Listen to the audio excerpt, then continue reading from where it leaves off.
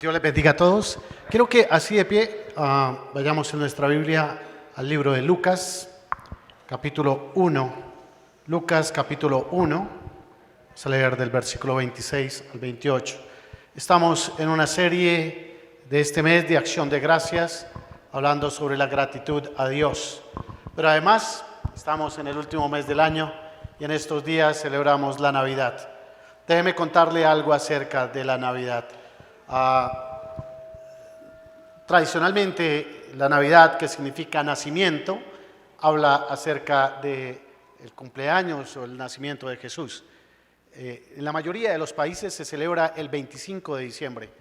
En donde se celebra, usted puede ir a China, por ejemplo, a India, a Tailandia, Japón. Allá no se celebra la Navidad, porque allá nadie cree en Jesús. Muy poca gente cree en Jesús.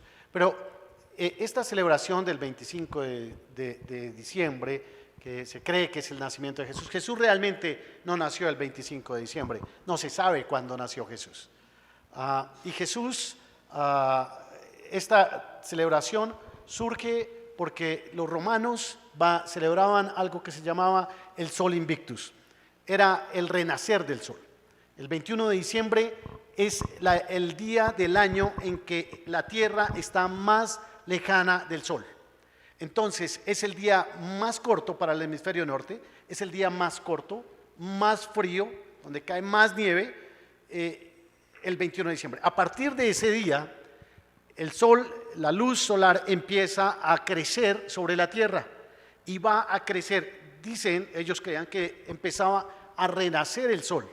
Entonces, por eso se celebraba lo del Sol Invictus, el renacimiento del Sol, y los cristianos van a tomar esta celebración y la van a traer para celebrar la Navidad, ¿no? Van a hacer cosas de hermandad, de armonía, de compartir comida, van a celebrar, y eso va a pasar al mundo cristiano como la Navidad. Hoy vamos a hablar de las dos cosas juntas: agradecimiento y Navidad. Y vamos a hablar bajo el tema ¿por qué ser agradecidos en Navidad? ¿Por qué ser agradecidos en Navidad? Libro de Lucas, capítulo 1, versículo 26.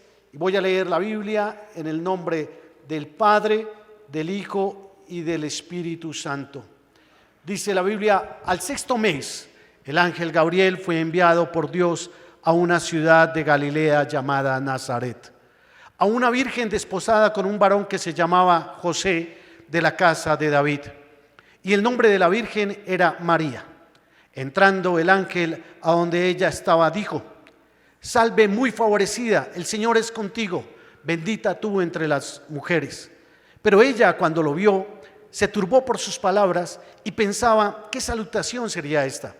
Entonces el ángel le dijo: María, no temas, porque has hallado gracia delante de Dios. Concebirás en tu vientre y darás a luz un hijo y llamarás su nombre Jesús. Este será grande y será llamado Hijo del Altísimo. El Señor Dios le dará el trono de David su padre. Reinará sobre la casa de Jacob para siempre y su reino no tendrá fin. Entonces María le preguntó al ángel: ¿cómo será esto? Pues no conozco varón. Respondiendo el ángel le dijo: el Espíritu Santo vendrá sobre ti y el poder del Altísimo te cubrirá con su sombra, por lo cual también el santo ser que va a nacer será llamado Hijo de Dios. Y he aquí, también tu parienta Elizabeth, la que llamaban estéril, ha concebido hijo en su vejez, y este es el sexto mes para ella, pues nada hay imposible para Dios. Entonces María dijo: aquí está la sierva del Señor, hágase conmigo conforme a tu palabra. Y el ángel se fue de su presencia. Amén y amén. Tome su lugar, por favor. Vamos a mirar en esta mañana por qué ser agradecidos en Navidad. Y voy en esta mañana a tratar tres aspectos por qué ser agradecidos. Uno, por una actitud. Dos, por un regalo. Y tres, por una promesa. Una actitud, un regalo y una promesa.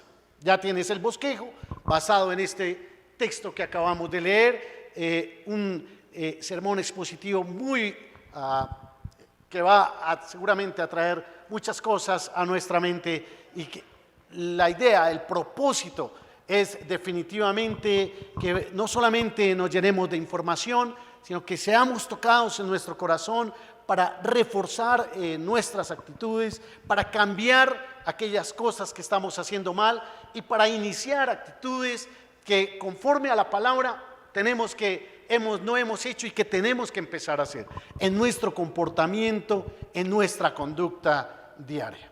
Vamos a ir a la palabra. Bueno, hemos leído acerca del nacimiento de Jesús. El nacimiento de Jesús es narrado en la Biblia por dos evangelistas, dos libros. ¿Quiénes son? Bueno, el pastor no les va a ayudar, a ver, ¿quiénes son los dos evangelistas que narran el nacimiento de Jesús?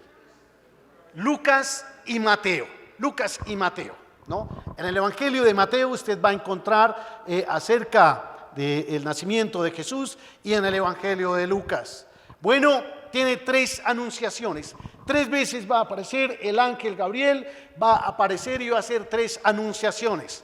La primera es en Jerusalén. Jerusalén era la ciudad importante, gracias. Jerusalén es la ciudad importante de Judea, para Israel, ¿no? Allá está el templo, era el centro de Israel, y entonces allá en Jerusalén aparece el ángel a Zacarías y le dice que va a tener un hijo. ¿Cómo se va a llamar su hijo? Juan, ¿no? Va a ser Juan el Bautista, ¿no? Aparece a Juan y le va a hablar acerca del nacimiento de su hijo. Zacarías era el esposo de Elizabeth, ¿no? Y entonces ya en su vejez Dios les va a dar un hijo. Luego también aparece a José, cuando José trata de huir, y va a aparecer para hablar acerca de la pureza de María, ¿no? Y decirle a José, bueno, no la dejes, no está con ella, ¿no? Y José va a escuchar. Y en medio de estas apariciones hace esta que acabamos de leer, donde aparece a María para anunciarle acerca del nacimiento de Jesús. Basado en este versículo, entonces vamos a mirar por qué debemos ser agradecidos en Navidad. No, lo primero que les dije es que vamos a mirar una ¿qué? Una actitud. Y nuestro personaje para ver la actitud es María. María, un ejemplo sin lugar a dudas a seguir, ¿no? Alguien me dice, William, ¿tú eres cristiano? ¿Tú crees en María? Pues claro que creo en María, porque pues María fue la madre de Jesús. Obviamente que creo en María. Es un ejemplo completamente a seguir. Ahora, voy a ir en los versículos que acabamos de leer, voy a leerlo entre líneas. Cuando muchas veces les digo aquí, lee la Biblia entre líneas, lo que trato de explicarles es esto. Voy a hacerlo con un par de versículos. Dice, al 6º mes, el ángel Gabriel. ¿El 6º mes de qué? ¿De embarazo de quién? De Elizabeth. Elizabeth, la madre de Juan el Bautista, llevaba 6 meses de embarazo. Dice, al 6º mes del embarazo, se refiere a Elizabeth, la pariente de María, el ángel Gabriel era un ángel mensajero enviado por Dios en varias ocasiones a la tierra. Se le había aparecido a Zacarías en Jerusalén para anunciarle el nacimiento de Juan, y luego lo haría con José para hablarle acerca de la pureza de María. Entonces dice, fue enviado por Dios a una ciudad de Galilea llamada Nazaret de Galilea, ¿no? Galilea quedaba en límite de los judíos con los gentiles. Era una ciudad comercial y entonces allí venían muchos gentiles. Los judíos no querían a Galilea ni sus regiones porque allí no se observaba con detenimiento toda la ley judía. Pero tampoco era querido por los romanos porque siendo una ciudad pequeña no les proveía muchísimos impuestos. Entonces Galilea era una aldea pequeña, era un pueblo pequeño, menospreciado por los judíos y por los romanos, ¿no? De hecho, por allá en los evangelios, en varias ocasiones usted va a escuchar personas que van a decir, ¿acaso va a salir algo bueno de Galilea? Porque era una ciudad era una región no muy querida, digamos menospreciada. Versículo 27 dice: a una virgen desposada con un varón que se llamaba José.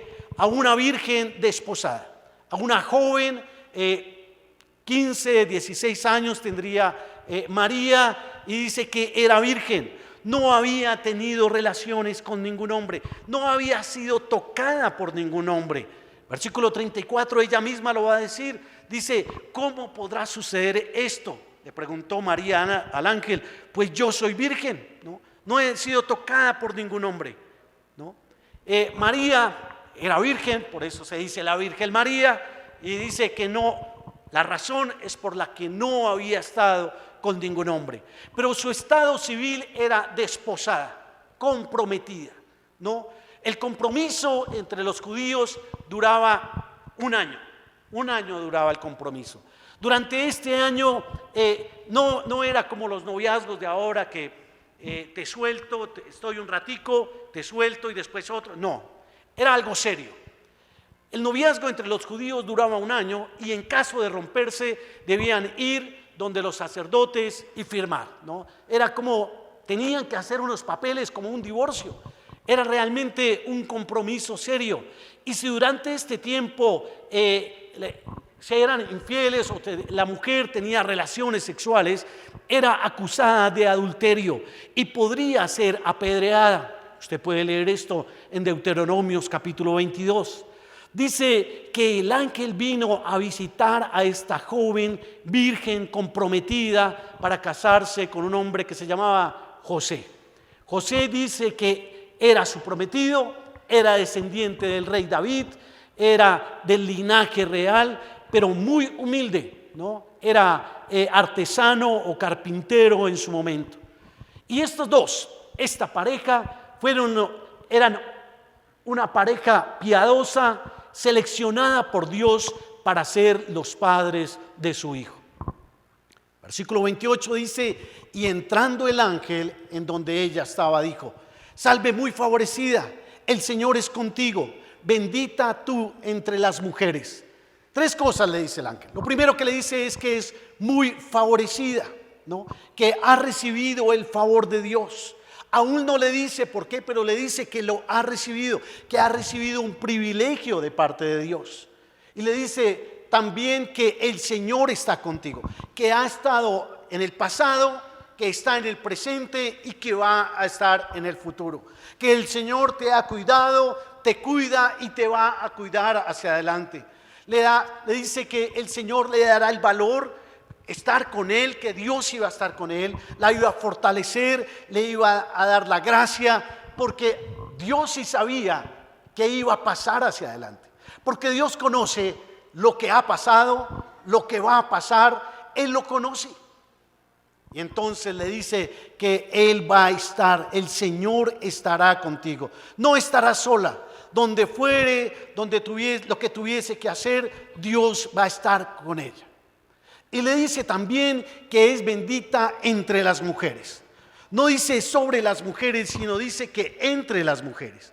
Era la seleccionada entre todas las mujeres de la tierra para ser la madre de Jesús. Era un honor extraordinario. Ella misma lo diría más adelante: me tendrán por dichosa todas las generaciones. Daría a luz al Hijo de Dios. Ahora, he dicho que debemos de ser agradecidos por la actitud que tuvo María. ¿Cuál fue esa actitud? En primer lugar, fue una actitud de humildad. Ella pensó con humildad de sí misma, ¿no? Dice el versículo 29, mas ella cuando le vio se turbó por sus palabras. Cuando ve al ángel Gabriel, ella se turba por sus palabras y pensaba: ¿qué saludo es este? ¿Qué salutación es esta? ¿Qué significa este saludo? ¿No? Hacía muchos años que no había una visión en Israel, más de 400 años que no había un profeta ni una visión. Y de pronto se le aparece el ángel y le dice: oye, tú eres muy favorecida, el Señor va a estar contigo. Y espera, ¿cómo así? ¿No? Dice la Biblia que ella se turbó, ¿no? Le dio temor. Y me parece que eso muestra un poco la humildad de María, No, María era una mujer piadosa. Como dije antes, era una virgen, se había cuidado. Tenía su pareja, pero se había conservado. Habían vivido en la piedad. Aunque vivía en una aldea donde no eran muy observadas las cosas de Dios, ella había tomado la decisión de vivir acorde a la ley de Dios. Ella era una mujer piadosa que cuidaba su relación con Dios. Y entonces cuando el ángel se le aparece, María no pensó, bueno, pues no le dijo al ángel, bueno, te estabas demorando en venir porque yo soy muy piadosa, más que las demás. No le dijo, bueno, pues las demás son pecadoras, pero yo no. No, ella pensó humildemente de sí misma. Pensó, bueno, no soy nada especial, no soy la más letrada, no vivo en Jerusalén, no sirvo en el templo. Llevaba una vida normal, obedecía la palabra de Dios que conocía. Y eso me llama mucho la atención. Sin lugar a dudas, una actitud que debemos imitar. Ella no se lo esperaba, no lo estaba luchando ni buscando, ni era su meta. Simplemente hacía lo que tenía que hacer. Vivía en pureza y en piedad para Dios. Vivía en pureza y piedad para Dios. ¿Cómo una persona tan común y humilde llega a ser algo especial para Dios? ¿Cómo usted y yo podemos llegar a ser especiales para Dios? ¿Cómo, si tú quieres ser usado por Dios, qué tienes que hacer? Bueno, la respuesta es muy sencilla. No tienes que pisar a nadie, no tienes que empujar las puertas, no tienes que abrirte paso, simplemente tienes que vivir para honrar el nombre de Dios. Vivir una vida de piedad y de pureza. Tener un autoconcepto equilibrado, ¿no? Y Dios, que ve el corazón de cada uno de nosotros, Dios que ve los corazones, que ve mucho más allá de la apariencia, Dios te va a abrir las puertas. Y el día que Dios te abra la puerta, nadie te la va a cerrar. Tu ministerio va a crecer, va a crecer.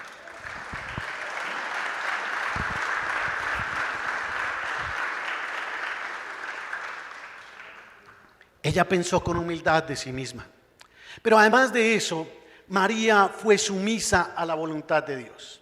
En el versículo 38 dice, he aquí la sierva del Señor, hágase conmigo conforme a tu palabra. Ella dijo, yo soy la sierva del Señor, que se cumpla todo lo que has dicho acerca de mí.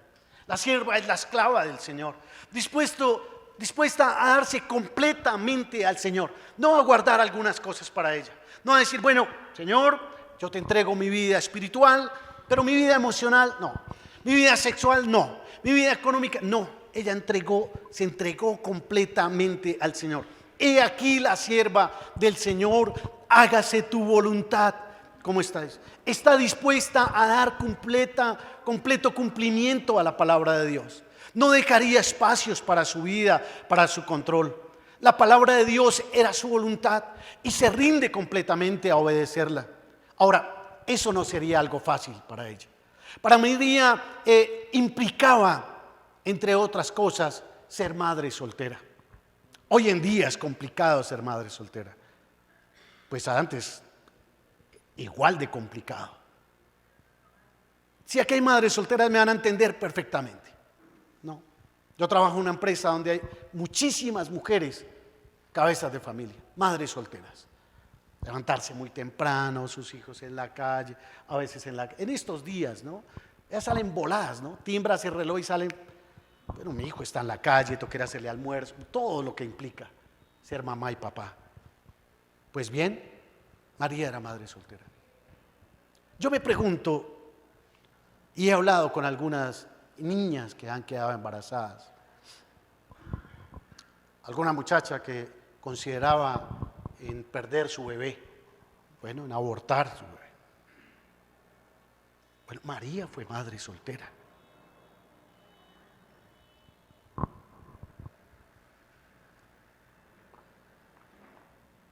crear un niño, el niño que iba a ser muy grande en medio de todas las naciones.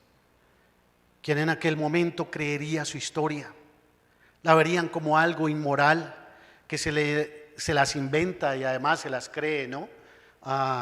Su reputación se haría a pedazos. Se imaginan la confianza rota de José al descubrir su embarazo, la vergüenza de María misma por ser causante de esa situación. ¿Se imaginan cuando María pensaba en su futuro? No, sale el ángel y le dice: vas a quedar embarazada. Cuando María pensaba en su futuro, y cuando sale ante los demás y le dice: no, estoy embarazada y es del Espíritu Santo. ¿No? Complejo, ¿no? ¿Qué pensaría ella de su futuro? Tremenda incertidumbre. Cumplir la voluntad de Dios. No solamente dice: yo soy la sierva, soy la esclava del Señor, hágase lo que tú has dicho, pero eso le iba a costar muchísimo. Estaba amenazada de ser condenada a muerte, acusada de adulterio. Si algo podemos aprender de María, la madre de Jesús, es que definitivamente el camino para ser grande es el camino de la humildad, del servicio. Ella dijo: he aquí la esclava del Señor. ¿Cuánto nos cuesta servir? ¿Cuánto nos cuesta servir? ¿Cuánto nos cuesta pensar en el otro?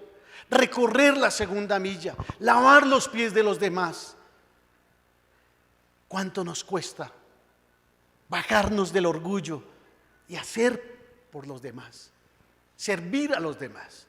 Pero ¿cuánto nos gusta a nosotros sentarnos en la mesa para que nos sirvan?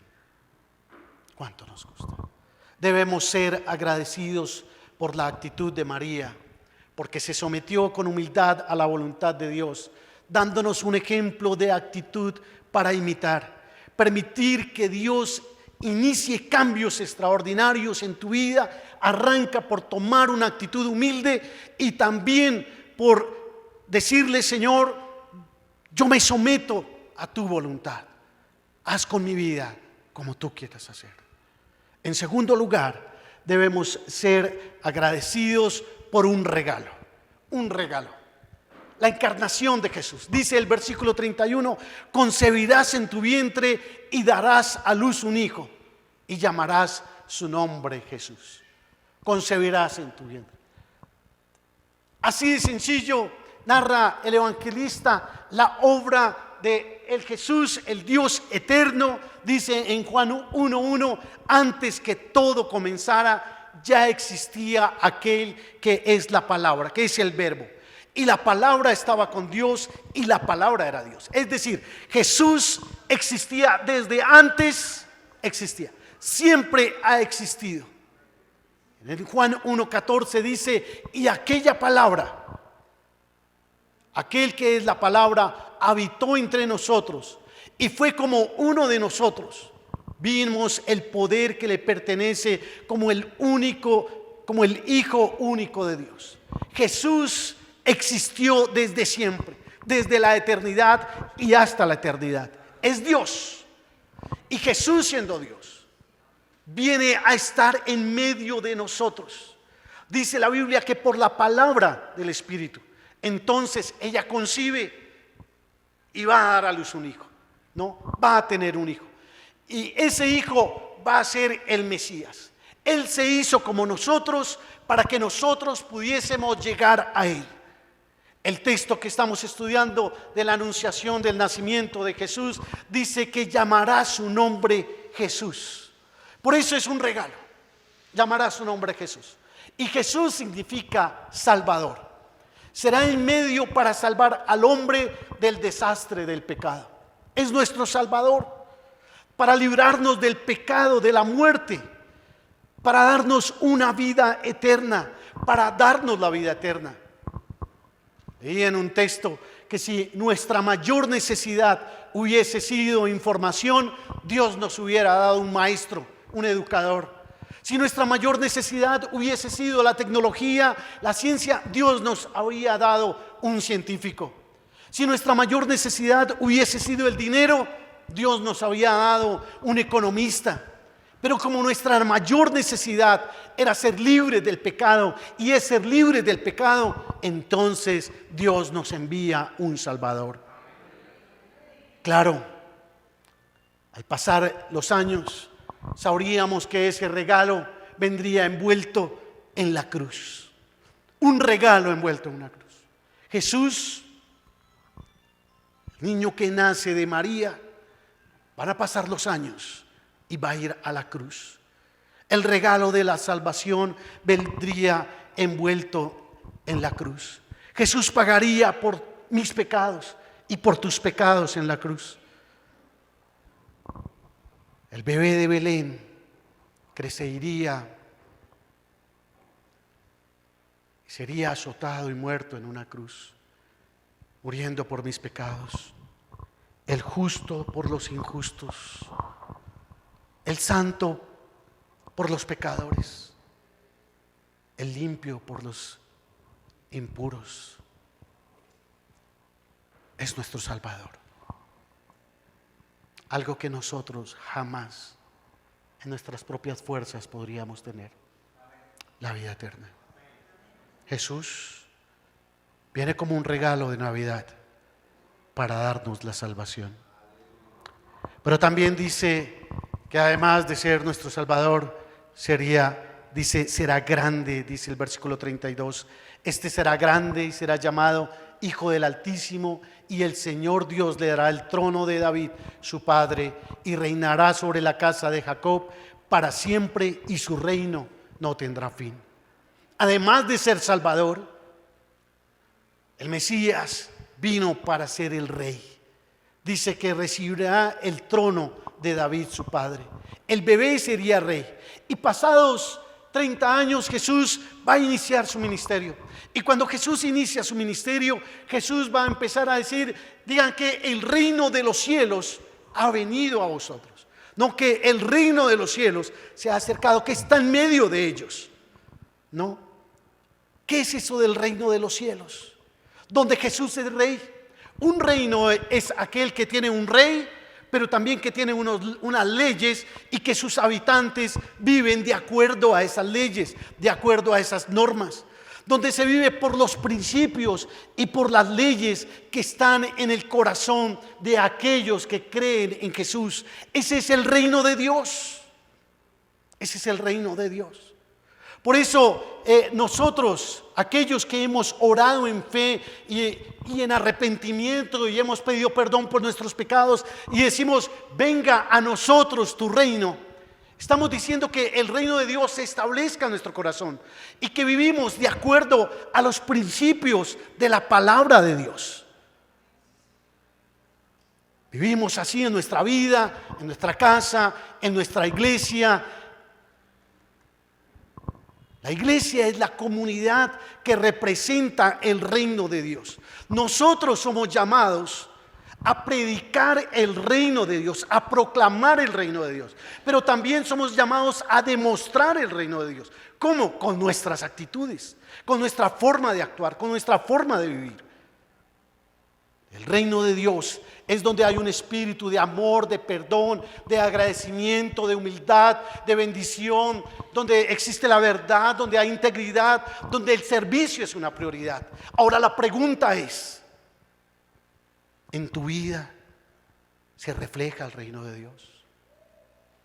¿En nuestra casa se refleja el reino de Dios? ¿En nuestras relaciones se refleja el reino de Dios?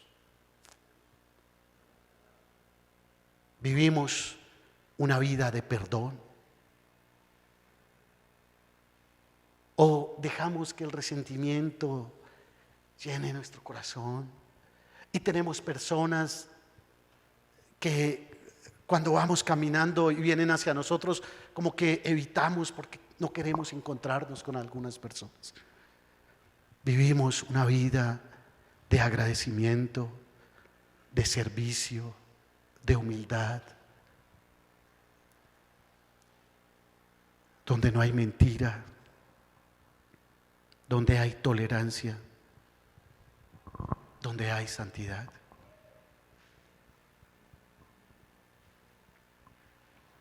Hoy podemos orar: venga a nosotros tu reino. Venga a mi vida tu reino. Venga a mi casa, a mi hogar, a mi trabajo. ¿Y por qué no decirlo a nuestra iglesia? Podemos decirle: venga a mis relaciones tu reino, a mi noviazgo, a mi vida de pareja. Venga a tu reino a mi relación con mis padres, con mis hijos. ¿Existe el reino de Dios en tu vida? ¿O simplemente vives una religiosidad donde vienes y pasas aquí un rato de tu tiempo? Jesús vino a la tierra y nos trajo el regalo de la salvación. Vino para ser nuestro Salvador, pero también vino para ser nuestro Señor, nuestro Rey. Amén. Hoy podemos darle gracias por el regalo de la encarnación. Tenemos la oportunidad de recibir a Jesús como nuestro Salvador, que nos libera del pecado. No tenemos que hacer obras ni penitencias. No, es un regalo, es un regalo. ¿No?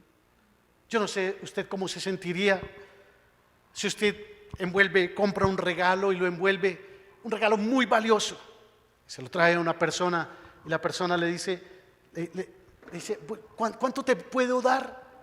Pues un regalo. No tienes que hacer nada. No. ¿Cómo te sientes si traes un regalo y la persona empieza a sacar sus monedas o 2,000 pesos y venga, le puedo dar? Venga. No podemos hacer nada para la salvación. No lo podíamos hacer. Dios nos lo da. Es un regalo. Es un regalo nuestra salvación. Hoy podemos venir a su cruz y arrepentirnos por todos nuestros pecados y decirle: Señor, yo quiero que tú seas mi Jesús, mi Salvador. Pero también, gracias al regalo de la encarnación, puedes entrar en una relación de intimidad con Él, en una relación que cambie realmente tu conducta de vida y que hagas que el reino de los cielos venga a tu vida, a tu casa, a todas tus relaciones. Y finalmente, debemos ser agradecidos con Dios, además de una actitud que vimos el ejemplo de María, además de un regalo, debemos ser agradecidos por una promesa, un milagro. Versículo 37 dice: porque nada hay imposible para Dios. Fueron las palabras del ángel Gabriel cuando hablaba de que María podía animarse porque su pariente Elizabeth, la esposa de Zacarías, que eran ya viejitos, iban a tener un hijo. Iban a tener un hijo. Dice la Biblia que ella, la que era llamada estéril, no. Ellos eran de edad avanzada, ella era llamada estéril, vivía en su vejez, ya en la resignación porque no había podido tener hijos. Y la esterilidad para los judíos era una afrenta tremenda, una afrenta muy dura para las mujeres, porque las mujeres y las parejas esperaban tener un hijo varón, para que llegase a través de ellos el Mesías. Por eso María llegó a ser tan favorecida, y por eso Elizabeth, que no había podido tener hijos, sufría su esterilidad. La esterilidad es algo que está asociado con no dar fruto, no, es algo que está asociado con ser inútil, no, con algo que te pone a un lado porque no das nada de fruto. No. Dice la Biblia que Dios había obrado en Elizabeth y Elizabeth había quedado embarazada. Y dice algo que es muy fácil de recordar y de aprender: porque nada hay imposible para Dios. Una afirmación muy fácil de creer, pero muy difícil en la realidad. Dios hace lo inútil útil. Dios hace dar fruto de la esterilidad. Dios da agua de la roca. Dios sana en medio de la enfermedad. Dios puede dar un hijo si tú deseas y no has podido tenerlo, Dios puede sanar cualquier enfermedad, porque nada hay imposible para Dios. Dios puede sanar y traer a ese hijo que está sumido en el vicio, en la olla, en la calle. Dios lo puede restaurar. Dios puede restaurar el hogar roto. Dios puede cambiar el corazón de cualquier persona, porque no hay nada imposible para Dios. Dale un aplauso fuerte a nuestro Dios.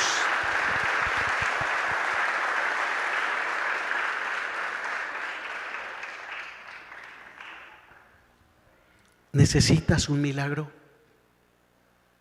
Recuerdo una vez conocí a un hombre, Manuel, servía a Dios, y al hombre le apareció una mancha en los pulmones. Era médico además. Después de que le había aparecido un quiste primero en una pierna, después en un pulmón, y me llama la esposa antes de que él entrara a la cirugía. Me llama Carolina y me dice: William, quiero pedirte que me ayudes a orar por un milagro por Manuel. Una cirugía de pulmón, porque parece que tenía cáncer en su pulmón.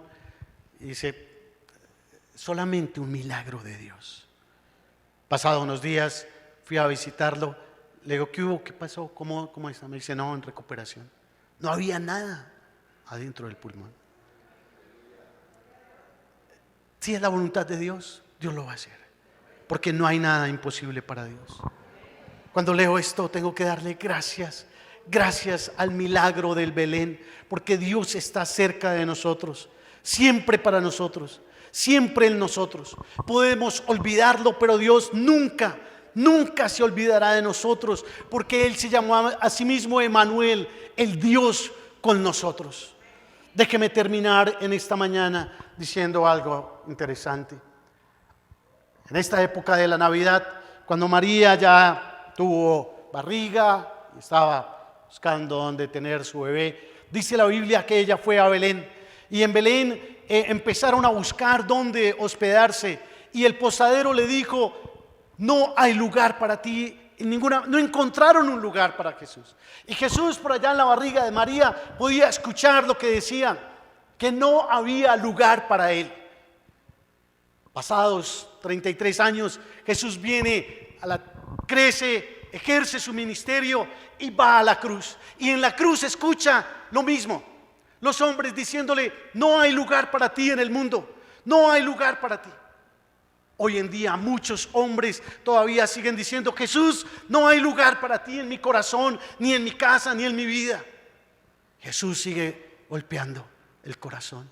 Y aquellos que deciden creer en Él, que le abren la puerta de su corazón, entonces Jesús, dice la Biblia, que en la casa de mi Padre, dice Jesús, muchas moradas hay. Podrán venir a estar conmigo. Si tú crees en Jesús como tu Salvador, como lo haces el Señor de tu vida, si tú sigues una vida de humildad, de servicio, de compromiso real con Él, entonces podrás ver que no hay nada imposible para Dios, y podrás ver una vida completamente renovada y cambiada a partir de hoy. Jesús vino, mis hermanos. ¿Quieres un mensaje de hoy para tu corazón? Es un buen día para empezar a ser agradecidos, para renacer. Dios quiere que la luz de Dios empiece a crecer en tu vida, que dejes de vivir en las tinieblas, que vivas como la actitud de María, de humildad, de servicio, de sumisión a la voluntad de Dios, que recibas el regalo de la salvación, que hagas a Jesús el Señor de tu vida, el Señor de todas las áreas de tu vida, y que creas y recibas el milagro que tanto necesitas en tu vida. Inclinemos nuestro rostro y vamos a orar.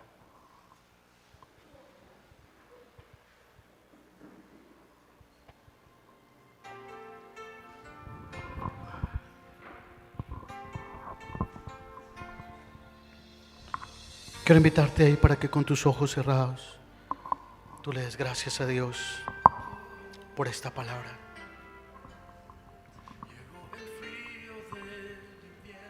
En tus propias palabras puedes decirle: Señor, gracias. Gracias por la vida que tú me has dado y por hablar a mi corazón. Cada uno de nosotros representa una historia. Cada uno de nosotros tiene una historia de vida. Pero hoy podemos, en esa historia, venir con un corazón agradecido al Señor y decirle: gracias. Gracias por María. Gracias por ese ejemplo de vida, de humildad, de actitud, de servicio. Ayúdanos, Señor, a vivir una vida humilde, aprender a servir, pero sobre todas las cosas, ¿qué tal si le das gracias a Jesús por el mejor regalo, por el regalo de tu salvación? Señor, gracias, porque jamás, Señor, podría comprar con mis fuerzas la salvación, la vida eterna. Gracias por tu salvación, Señor Jesús. ¿Qué precio pagaste por mí? Muriste en la cruz por mí. No tengo cómo agradecerte, Señor. Y solo quiero pedirte, Señor, que venga tu reino a mi vida, a todas las áreas de mi vida, Señor. Que vengas a mi casa, Señor, a mi trabajo, a mi iglesia, Señor. Que vengas al corazón de los seres que amo, y que el reino tuyo, donde se haga tu voluntad, donde vivamos los principios de tu palabra, sea una realidad en mi vida, Señor.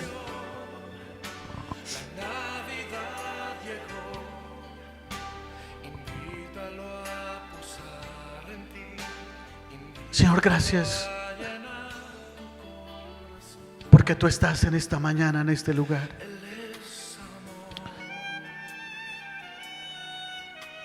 ¿Qué tal si en tus propias palabras le dices: Señor,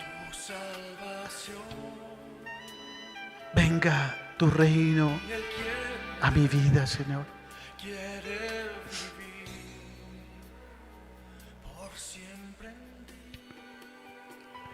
Y quiero hacer una oración antes de despedirme de ustedes. Si usted necesita un milagro en su vida en esta mañana, usted ha venido con una necesidad grande en su vida,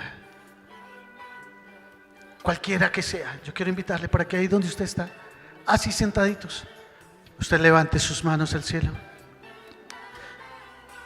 y le diga: Señor Jesús, yo creo, Señor, que nada hay imposible para ti. Hoy, Señor, yo descanso en ti en el nombre de Jesús. En medio de la necesidad, en medio de la esterilidad, de la necesidad de mi vida, Señor, trae, Señor, una respuesta a esta necesidad. Y dígale usted con sus propias palabras, dígale: Señor, tú conoces esta necesidad. Es una enfermedad, ponla en las manos del Señor. Es un hijo, es algo económico, es salud, es ministerio, quizá una decisión. Señor, obra en medio de la necesidad de tu pueblo en el nombre de Jesús. Yo clamo, Señor, que el mismo Jesús, el mismo poder que obró en Elizabeth para que esta mujer, siendo estéril, quedara en embarazo, Señor, obre, Señor, en medio de tu iglesia, en medio de tu pueblo. Obra, Señor, en el nombre de Jesús, porque yo creo, Señor, porque tu palabra lo declara, que no hay nada imposible para ti. Yo creo, Señor, que tú eres mi Señor y mi Salvador, y también quien obra en medio de nosotros. En el nombre de Jesús, amén y amén.